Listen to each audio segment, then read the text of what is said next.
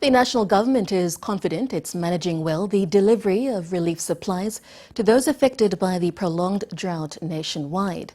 This is despite media reports claiming people are dying as a result of scarce food and water, especially in the Highlands region.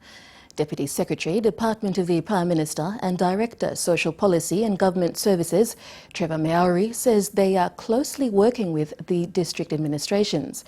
While the National Disaster Centre is advising them on assessments and response efforts to be carried out, funds allocated are released by the department. Again, Jahab Akia reports. It hasn't been like... Deputy Secretary Policy of the Prime Minister's Department and the National Executive Council Trevor Maori was speaking on NBC Radio's Dabai show when he revealed the national government's commitment towards the drought-stricken areas in the country. The government has been receiving disaster assessment reports. Western Highlands, Southern Highlands, Hela, Enga, Eastern Highlands and part of Central Province were affected. Initial deaths were reported in Simbu, where 5 children and an elderly died from conditions relating to the dry spell.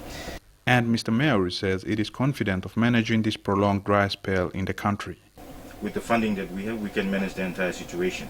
But there will come time when we will look at the situation and say, yes, we need support in these areas. And that's when government will formally ask probably Australia and New Zealand, our traditional partners, to step in and help us address the situation. So that opportunity is there for us to take once we get there. The government is aware that meeting the demands of people that are affected will be tough. And Mr. Maori is now urging district administrators to work side by side with the provincial disaster officers and the national government to ensure relief supplies are being delivered effectively to the people in need. Basically talking to the district administrator, and I encourage when members of parliament call me saying that the district's affected, so I ask them to put the district administrator in contact with me or with the disaster office.